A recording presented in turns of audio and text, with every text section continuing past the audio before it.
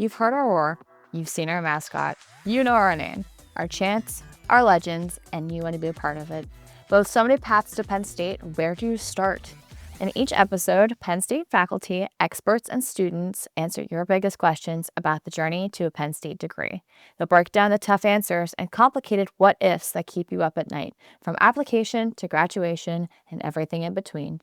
Your spot in the student section is waiting, and we're here to guide you there. At Penn State, we're loud and proud, so join us in Nittany Nation.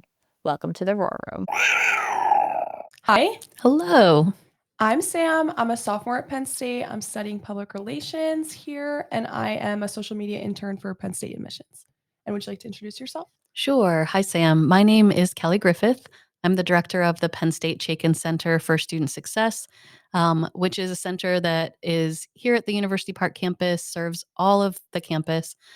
We do things like academic coaching, as well as first gen student support. And one of our big programs is the LEAP Summer Start Experience. So it's a program that helps students with their transition to college. Yeah, did you want to just expand a little bit more about the LEAP and summer session programs in general? Yeah, absolutely. So LEAP is actually a really long-standing program at Penn State. This will be our 31st summer of the program. So it's been around for a really long time. It has grown and expanded over the years. Last year, we had over 1,800 students in the program.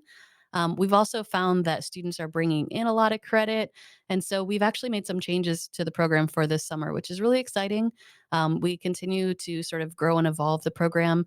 The purpose is sort of twofold. One is to help students transition to the university in sort of a smaller, more sort of cohesive environment. But it's also to help students get a really good academic start, to pick up some really good like tips and tools for the fall semester, and to feel like really build their confidence over the summer. So going into the fall, they really feel like they're ready to go. Um, and so for some people are familiar with LEAP, some of the changes we've made this summer, one of the big ones is that students no longer have to register for the program. So if you're coming in the summer, you're automatically part of the summer experience and part of the LEAP program.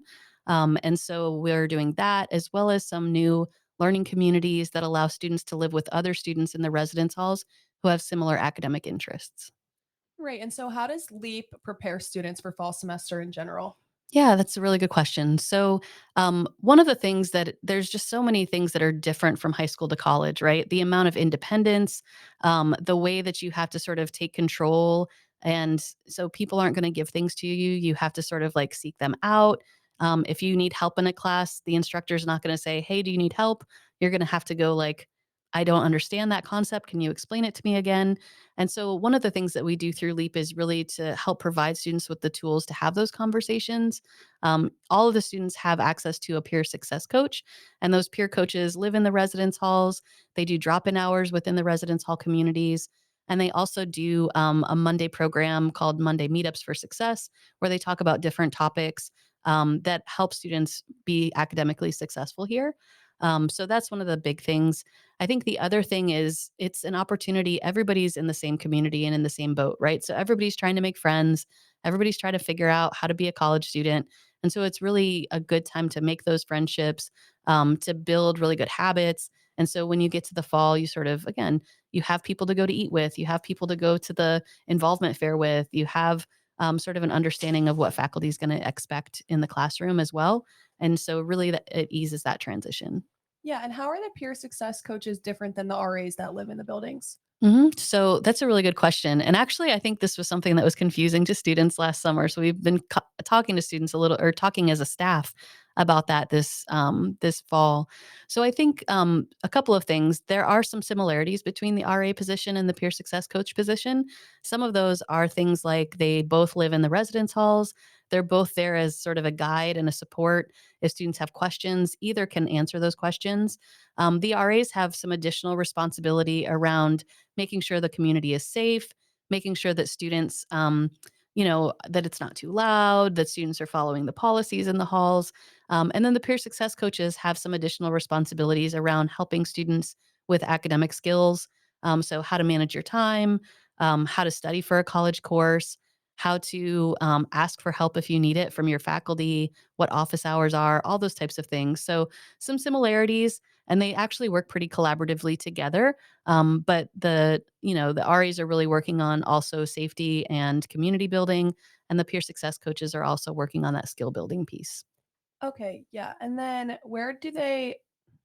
sorry, where would they be living during the summer? Yeah, so we use East Halls for the summer. And so they'll be living in East Halls. In those learning communities, if they opt into one of them, the learning communities will be in a specific building. We don't know which buildings yet. So if they decide they want to live, for example, in the helping professions community, they'll live with other students in that same building that have that same interest. We're usually in like 8 or 9 buildings within East for the summer. And then I know a lot of people, when I started in the fall semester, had to move out from their summer session rooms from East to Pollock. How would you say the transition is for that? Yeah, that's such a good question. And I will say, like, it is a difficult thing sometimes for students if you're moving from a renovated building to a non-renovated building. But at the end of summer, what one thing that's really nice is by then you'll know where you're living for the fall. And so you can actually move your belongings either directly into your fall room or into storage in that building. So you don't have to take everything home and then bring everything back. As far as sort of like the pros and cons, I think when students actually get to Pollock, they learn things like it's arguably the best dining hall on campus, as well as like it's closer to downtown, it's closer to Centra Campus. So each area has sort of its unique pros and cons, as well as sort of like things that you might not even realize that you will enjoy, even if you're moving from a renovated building to a non renovated building. Yeah, and do I have to live on campus during summer session? You do, unless you're from Center County. So if you happen to be local to Center County, PA, and that you're going to live at home with your parents or family members, then you can live at home. But otherwise, you do have to live on campus for the summer. Yeah, so talking about that, if you're commuting or if you're just living on campus in general in the summer, can you bring your car to campus? You can, yeah. So students are able to have their car on campus as first year students in the summer. Part of that is because there's just fewer people here, so there's more parking available. And that parking usually opens up to purchase parking passes in June. So students can look out for that. The website is transportation.psu.edu. So this is kind of a random fun tip, but usually at Penn State, whatever you're looking for is going to be the name of that thing.psu.edu. So you can kind of check that out if you're looking for something. But yeah, so you can have your car on campus for the fall or for the summer, sorry. For the fall semester, you would not be able to have it on campus as a first year student. And talking about having more parking or there's less students on campus during the summer, is Mhm. everything open during the summer for those students? Yeah, so all of the support offices on campus are open, all the fitness facilities are open, including the outdoor pool, which is really, really popular with students in the summertime.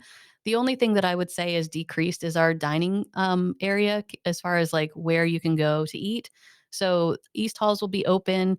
Usually there's one other dining hall that's open because of camps and conferences that happen in the summer. And then the hub is open during the week for lunch.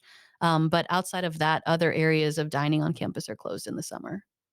So then what other things are there to do in the summer? If the I know the gyms are open and the pools are open, but anything Mhm. downtown or anything like that? Yeah, absolutely. So I would say this is one of the biggest questions we get from students.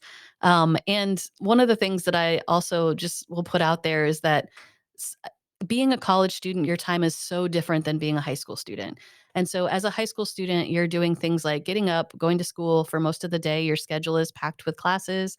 After school, you probably have activities you're involved in. Maybe you're working, and then you go home, have dinner, go to bed, do it again the next day, right? So you don't have a lot of time that's unstructured time.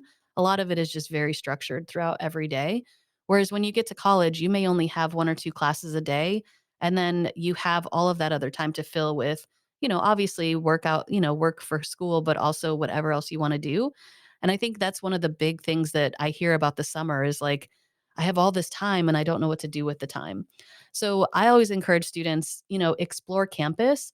There's always programming happening in the residence hall areas as far as like even little things like tie-dyeing t-shirts or going to a pool party or whatever. Like there's events happening throughout campus. Campus recreation does a lot in the summer. So they do day trips on the weekends as well as things during the evening throughout the week. So things like trips to Stone Valley, which is like a recreation area that Penn State owns where you can do boating.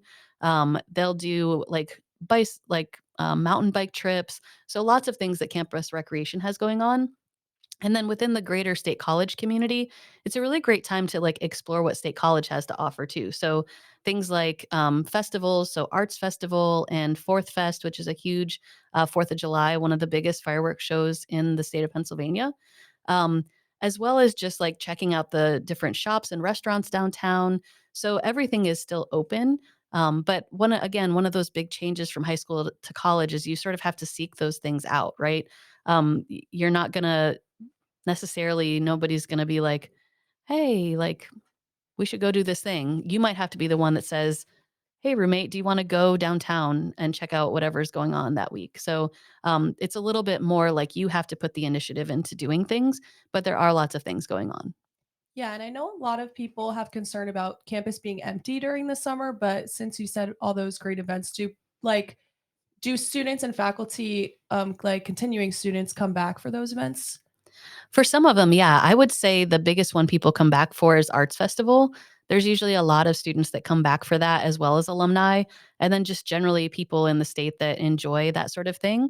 And if you're kind of like, do I even like arts? There's lots of things that are going on, right? So it's not just visual arts; it's also performing arts. So there's lots of local and sort of like bands and things like that that play. There's performances, there's shops and things that you can buy. There's lots of food. So it's sort of like a really fun event, even if you're not super into arts yourself. There's lots going on. So lots of people come back for that. I would say the other things that go on tend to be more local people that are involved. So, as far as like the different festivals or, um, if you want to go like up to Way Fruit Farm and pick strawberries or something like that, right? Like, there's a lot of local things happening, but Arts Fest is definitely one that a lot of people come back for. And then going back to more like academics about summer session, what Mhm. types of courses are offered in the summer? Yeah, we get a lot of questions about this too. I think one of the big misconceptions is that the courses in the summer are like remedial courses or something like that. But all of the courses that are offered in the summer are the same courses we offer in the fall and spring semesters. It's just that they are condensed to 6 weeks instead of 16 weeks. So most of the courses are going to be general education courses, which all students need no matter what you major in. So even if you're majoring in engineering, you're still going to need to take some arts courses. If you're majoring in the arts, you're still going to have to take some science courses, right? And so there's mostly what's being offered are general education courses. There are a handful of other courses, like if you are looking to go into the College of Engineering, we offer eDesign 100, which is a course for engineering students. If you're looking to go into business, we offer a couple of SMEAL specific business courses in the summer, and same with a couple other majors. But most students are going to take two general education courses. And are those classes in person or can you take online classes? Yeah, so that's a really good question too. So all first year students in the summer, that first summer, are required to take their courses in person, and all of the courses that we offer as part of the summer program are in person courses. And then going on that, will starting in the summer and getting those credits help me graduate early? So, no, unfortunately not. So, they will help you get ahead a little bit. So, to complete every year of your degree program, you should be completing about 30 credits a year, which gets you to that 120 credits for graduation.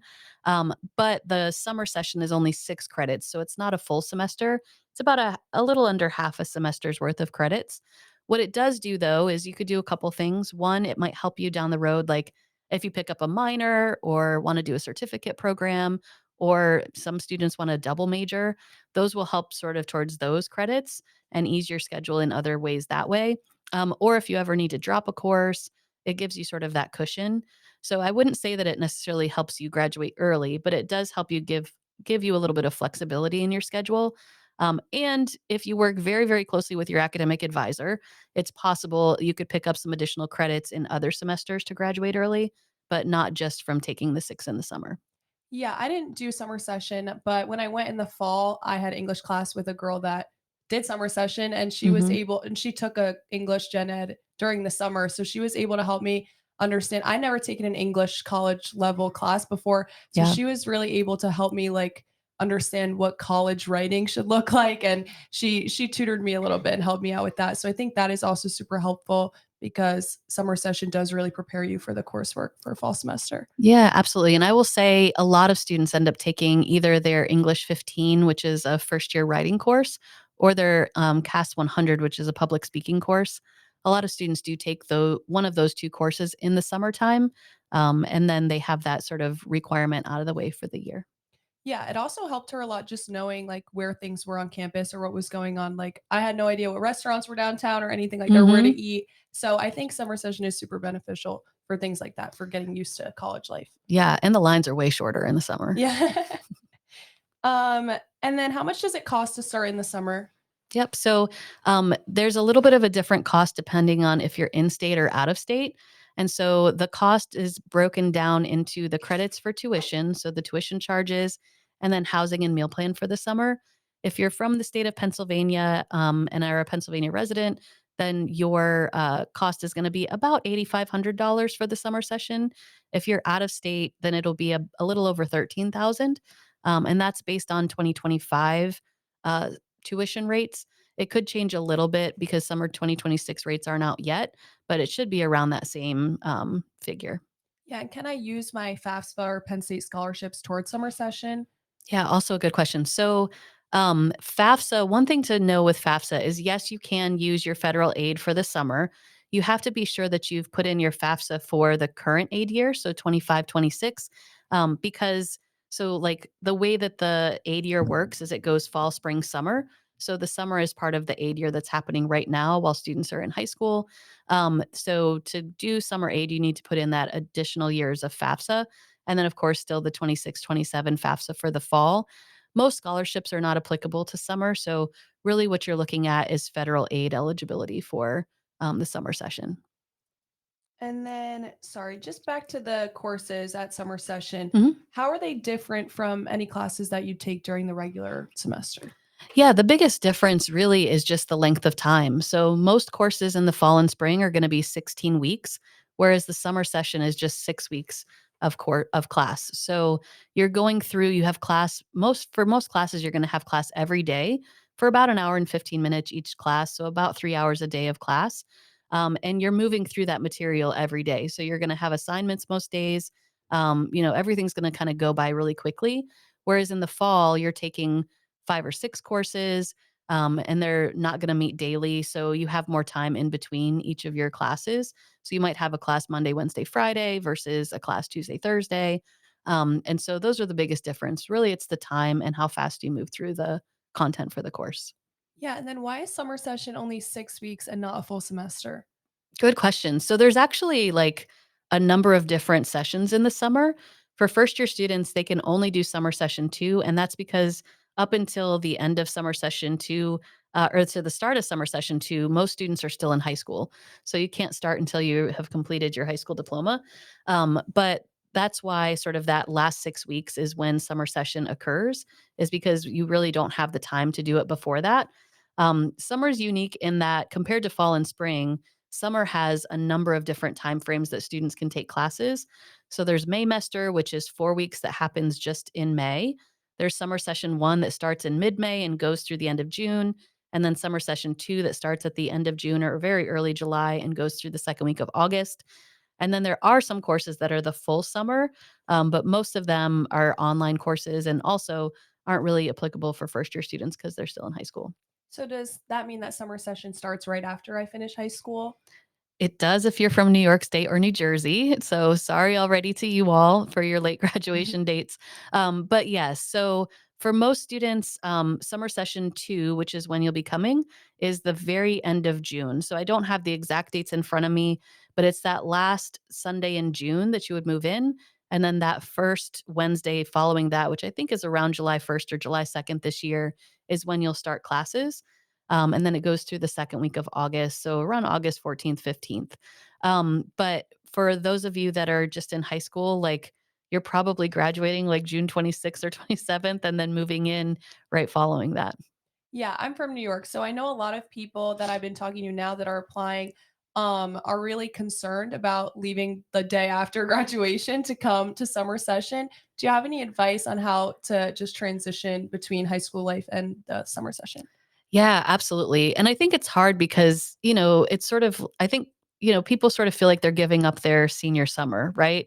And they're like, oh my gosh, like my friends are going to be doing all these things. And here I will be at Penn State doing schoolwork. But I will say, like, this summer will be my 10th summer working with LEAP, and I've talked to a lot of students over the years, like both in person, but also in surveys and things like that. And a lot of students, what we hear is like that anxiety at the start, like, oh, I'm not really looking forward to this. I'm worried about it. I've got to come right after graduation. And then by the end, they're like, I don't know how I would have started at Penn State if I hadn't done summer session. And I've made friends and I have figured these things out.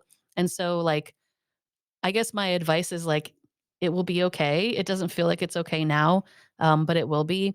I think the other thing is like, start to like, you'll know well before you graduate that you're coming here, right? And so start to have those like, how do I need to prepare myself? Like, start doing that early so that like, you're going to pack up and come and leave, and that's what's going to happen. I think the other thing is it happens so fast, you almost don't have time to think about it. So it's just like, okay, I'm going and I'm going to continue and be a Penn State student. And next thing you know, like the summer's over. So, Yeah, my sister is a senior. She's applying to schools right now. And I had mhm. to, she was kind of freaking out because she's like, I want to go on a trip with my friends in the summer and I don't want to miss out. I want to say bye to all my friends. But I just like what you said, it's really quick. And Mhm. honestly, being here, I would have more fun than being at home. But yeah, so I think it's a good thing to just for students to understand like it's not scary and you're not gonna miss out on much. And you can always go home too in the on the weekends, right? Yeah, absolutely. So students can go home on the weekends, and come back. Like we're not like keeping you here under lock and key. You're absolutely can go and come and go as you please. Yeah, I know we touched on the benefits a little bit, but just more benefits for starting summer session, especially coming straight from high school. How does it prepare you for the fall semester? Yeah, so I sort of referred to time earlier, right? Like your time is just completely different in college than it is in high school. So it gives you an idea of what that's like. I think it's also a really supportive environment. So compared to the fall and spring, like there's fewer students here. We are in touch with faculty, so if they're concerned about something, they'll reach out to us. We reach out to students. You have the additional support with the RAs and the peer coaches, and so it's a really supportive environment to start in. Also, everybody's in the same boat, right? Like everybody's there for summer. Everybody's a first year student. Everybody's trying to make friends and figure out how everything works and how you do laundry and the dining hall and how your meal plan works, all those things. And so you're sort of in it together. And that is a really good way to build relationships with people so that by the time you get to fall, you've made some friends, you've learned your way around campus, you know all the best like hidden spots on campus to study, you know what kind of time it takes to do well in a college class, and you can really like start the fall off in a really good way.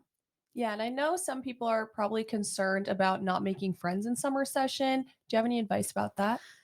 Yeah, I think it's not even just making friends in summer session, it's like making friends when you go to college, especially if you've grown up in a way where like you've had the same friend group for most of your life.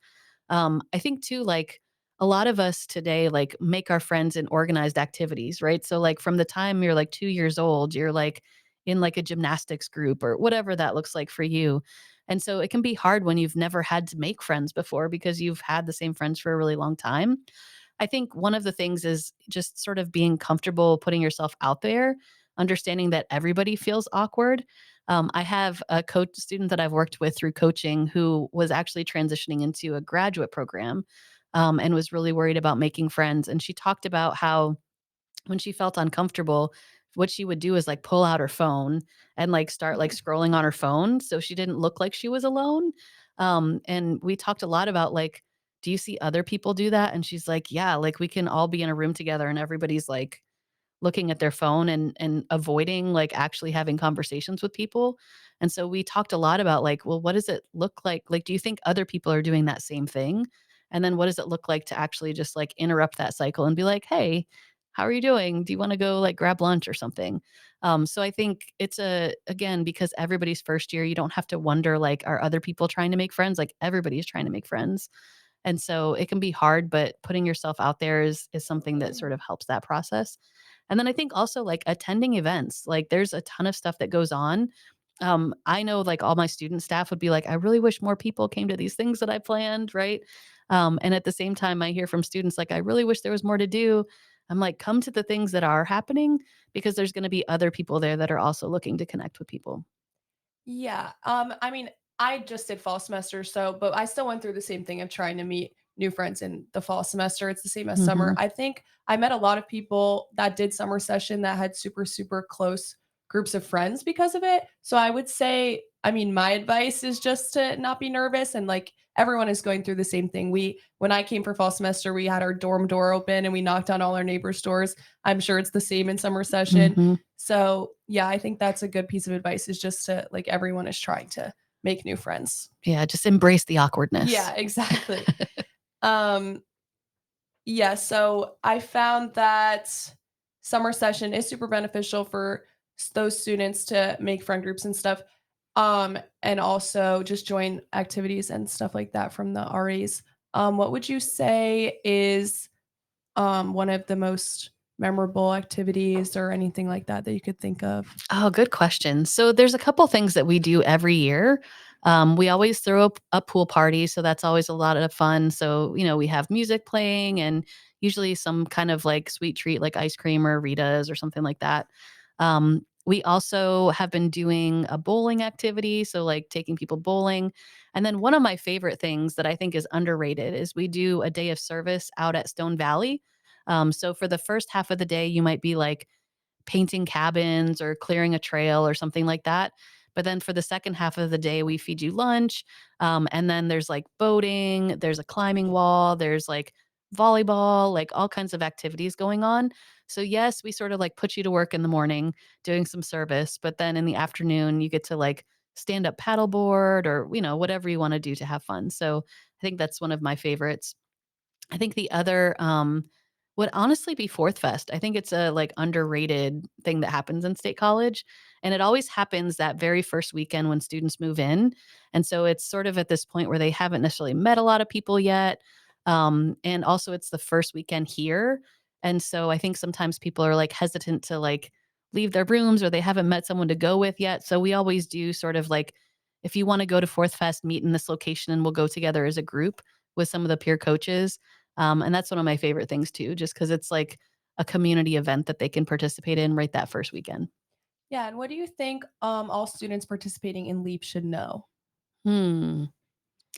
I think I've said a lot of these things, but I think the biggest thing is like you only get that first 6 weeks once, and so just make the most of them. So, like, don't be afraid to ask questions. There are no dumb questions. Nobody knows anything yet, right? So, ask for what you need, engage in the things that are happening, and like I said before with the making friends thing, like, just embrace the awkwardness that is like, "What's your name? What's your major? Where are you from?" Right? Because it will help you make those connections. And then where can I learn more about LEAP in general? Mhm. So our website is leap.psu.edu. So that has a lot of great information. One of the things that's on the website is a link to sign up for our webinars that we're doing this spring.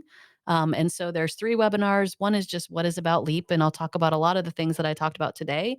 One is about like, what do I need to know if I'm starting in the summer uniquely? And so we talk about things like, what is Canvas? What is Lion Path? What are all these systems that you're emailing me about? And then the last one is what we call just a meetup. So while it's on Zoom, it's an opportunity for students who are coming in the summer to Zoom in and meet other summer students before they have to put in like roommate requests or anything like that. So it's a really good opportunity to just like meet other students that are coming in the summer. Yeah, I think that's super important too. I know they also do some where I'm from, like meetups in person, and my boyfriend's brother actually met his roommate at one of those. So I think it's super beneficial to have events like that as well. Yeah.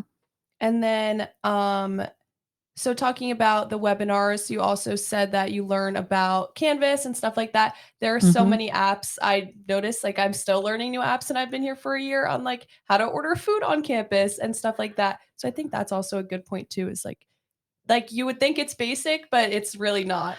Yeah, well, and there's so many things that we just take for granted. Like, we joke in sometimes in a NSO presentation that like if you were to tell someone you're going to take the bloop to the IM to whatever to the thon meeting, like we use all these like acronyms for things that people don't know what they are. So we talk about a lot of those things too.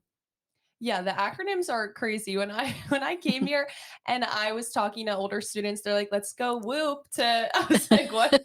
Like what are they even saying?" But like you really do get the hang of it once like you learn everything. And I think the webinars are Mhm. super helpful. So I didn't even know that was a thing. So I'm glad that you brought that up because I think especially students that are nervous about coming, that is very helpful.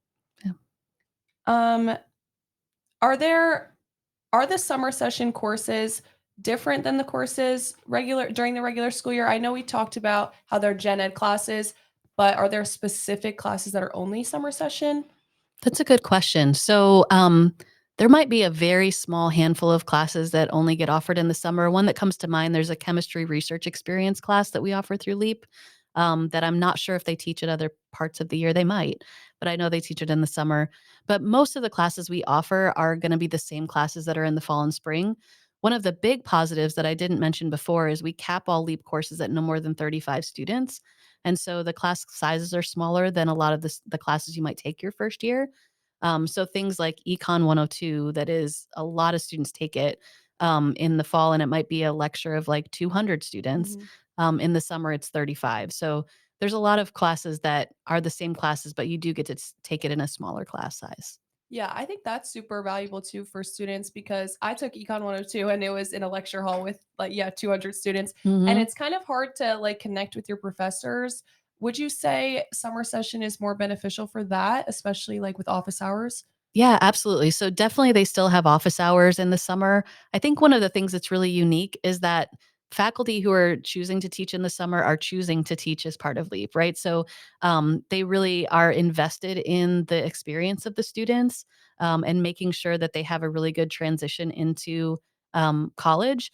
One of the things that I do is an orientation for all of the LEAP instructors. So we talk about like what are we expecting from them for the summer, but also what are the students experiencing? What is it like to be a new student starting in the summer, and how can they support them? And so I think there's a lot of sort of wraparound support, both from instructors, understanding like I mentioned, Canvas, like they understand this might be the first time students are using Canvas if they didn't use that at their high school. It's definitely the first time they're using University Park libraries, which is a whole huge thing to figure out, right? And so they take the time to really like talk with students about those things as part of their summer experience. And mentioning the libraries, we actually have a librarian that's assigned to assist. So, like all of the courses have an assigned librarian. So the faculty can actually connect students with a subject matter librarian if they have papers or projects specific to LEAP. Oh, that's really cool. I didn't know that was a thing. Mhm. Um, so regarding like I know we talked about the chemistry research class. Are there other research opportunities during summer session? Good question. So, not for incoming first year students, but there are a ton of things happening in their second summer. So, like once you get through your first year, there's a lot of other things you could participate in the summer. That includes research opportunities, study abroad, internships, co ops. So, a lot of students use their summer really productively even after their first year. But for that first year, we're really focused on taking those two classes and getting that transition underway versus any other kinds of like research experiences and things. I will say, and like one of the other unique things about summer, if students are looking for a job on campus for the school year or even downtown, it's a really good time to like get hired into a job because there's fewer people here. And then you can continue and work at that same job in the fall. We know that students who work on campus, that it like helps them academically because they have a connection point. So if it's something you would want to do, you could look for work on campus for the summer, even if it's like 10 hours a week. And then you could transition into working in that same job in the fall. Yeah, I think that's super cool too because especially since you're only taking 2 classes in the summer, it's easier to balance a job and get the hang of it and then start your fall semester with that job. I think that's super a good point too. Um, and then for new student orientation, is it any different when you're in summer session than regular? That's a good question. It's really not. So, regardless of if you start in the fall or you start in the summer, you sort of have three components of orientation. So, you have your task list that you'll work through, you have an in person component, and then you have an online component where you meet with an academic advisor and talk about what you need to do as far as scheduling courses, both for the summer and the fall. The biggest difference for summer is that you would have that advising meeting a little bit earlier so that you can get your summer courses scheduled, and you only have to come to campus once because your in-person component for orientation takes place when you move in for summer. So you'd move in, you do your orientation for a couple days, and then you start classes. And do you have the same advisor throughout the whole year, or is it a specific one for summer? Yeah, so it sort of depends. So the advisor that you meet with during new student orientation may be your advisor that's assigned to you for the year. It may not be, and that's okay. But once you get to summer session, you'll have your assigned advisor, and that advisor will stay with you into the fall. And do I have to enroll in LEAP to be in summer session? You do not. So right now, it's sort of like one of the changes that we've made with the program, because honestly, more than 85% of students who started in the summer were enrolling in LEAP, and we know it's a positive experience. We have like years and years of data to show that. And so, starting this summer, you don't have to enroll separately as long as you're coming here for summer. You're considered part of LEAP. You'll get to enroll in LEAP courses, which are those courses that are reserved for first year students and capped at 35, and be part of and have access to all the programs and services we provide. And then I know we touched about this a lot, but just a general overview of the LEAP summer experience. Like once you get to school, how does it start? Yeah, absolutely. So it really starts with that orientation, that in person component, and that is led by our orientation team out of student orientation and transition programs. We'll have a welcome meeting as part of those first couple of days. And then as classes start, they'll have the opportunity to engage with the various programs that we have. Some of those programs will be within the residence hall buildings, like I mentioned before, that Monday Meetup for Success program. And then some of them will be around the community. So, like I said, things like the pool party and going to bowling. But all of that stuff starts right as soon as they get to campus, starting with that orientation program and then moving into the start of classes. And then can I go to summer session at a Commonwealth campus? That's also a good question. So, if you've been admitted to start at University Park in the summer session, then you do have to come here for summer session, and start at the University Park campus. If you were admitted for fall and are just looking to take a couple summer courses, you can talk with admissions about the potential for just like taking one course at a local campus that's close to you. But if you're admitted for summer, you do have to be here at University Park. And going on that, if I accepted my offer for a Commonwealth campus over summer session, because I wasn't sure what summer session really entailed, can I change to summer session post acceptance? Good question. So you can, in as part of the My Penn State portal, I believe that you can request a reconsideration for summer at University Park, and then admissions will review that and determine whether you can start at University Park or if your offer is still to start at a camp at a Commonwealth campus. Both are really good options, depending on what you're looking for and your circumstances. And it's not a guarantee if you request a reconsideration for summer that you could come for summer at University Park, but admissions would take a look at it.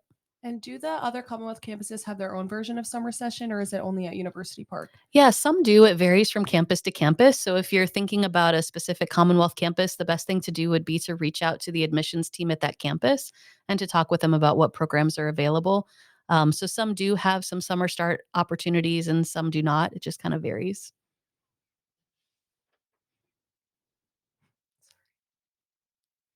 Um, I'm just trying to see what else I didn't cover. What are the benefits to starting early through LEAP and summer session? I know we talked about it, but just some anything else that you can add to that? Yeah.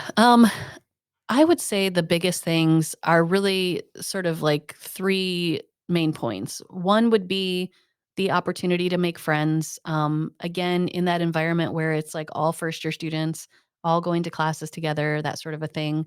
I think the other is in those learning communities, the opportunity to meet people that have similar interests to you. So people that you're probably going to find yourself in classes with in the fall.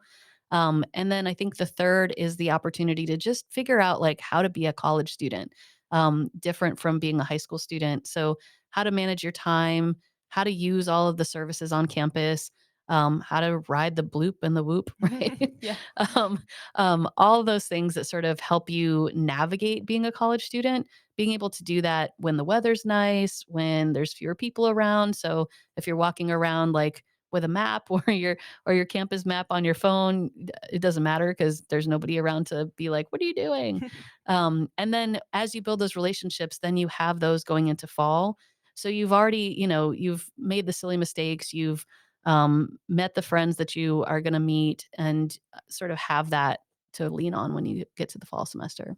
Yeah, I knew a lot of people in summer session that made really strong connections with the professors, but also people in their classes too, because it's pretty, I mean, there is a lot of people still at summer session, but it is Mhm. pretty easy to find people that you share interests with, especially with the living learning communities that we talked about. How many living learning communities are there?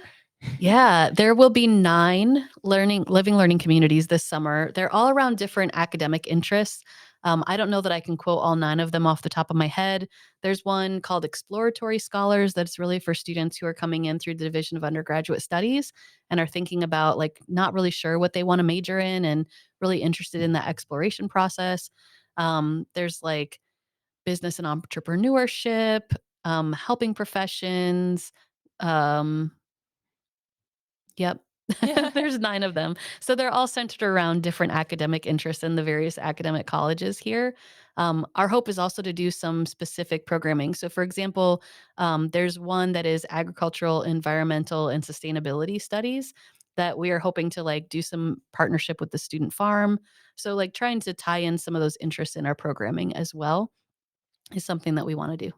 And then for some like those living learning communities and having a roommate, would your roommate have to be in that same living learning community or you can pick? Yeah, how does that work? Yeah, good question. So with your roommate, like you have the option to preference a roommate. So if there's somebody you want to live with, you can say that you want to live with them. If you both preference the same community and preference each other, you'd be placed into that community together.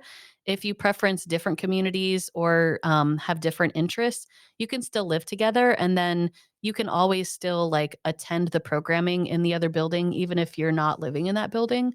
So we would still like if you're really interested, like I said, in that student farm experience, but your roommate's not, you could still go even if you're not living in that specific community. Um, and then for I know we just talked about the roommate process. Um sorry. Um I'm just gonna go back to sorry.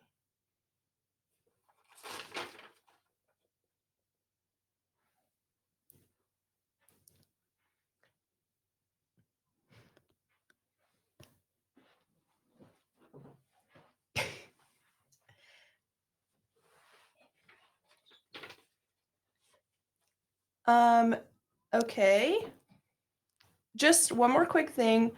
I don't remember if I asked this or not, but I'm just okay. One more quick thing. What are the differences between summer session and fall semester besides the course load? Yeah, good question. Probably one of the biggest differences is just the pace. Like you're taking fewer classes in the summer, though you're taking them in 6 weeks, so it goes by really quickly.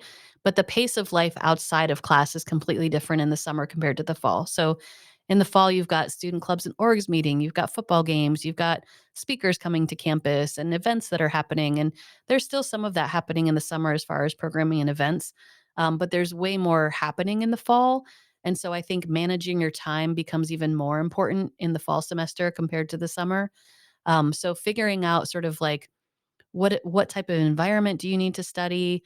Do you want to study in groups or by yourself in the library or at the arboretum? Like all figuring all that out in the summer will help you with managing that time and sort of like the capacity of things to do in the fall. Because in the fall, you're going to have more like 15 to 18 credits that you're enrolled in. You're going to be having all these other sort of distractions compared to what you have in the summer. So the pace is a lot different. And you think about the summer is 6 weeks, so it's going to go by really quickly. The fall is 16 weeks, and so there's also a level of like sustained motivation that you need in the fall that's a little bit different than the summer session, which maybe you can relate to now that it's like almost finals week for just, it's been a long semester. Yeah, I mean, it doesn't feel like it's been long, but then I look back and I'm like, wow, football's over.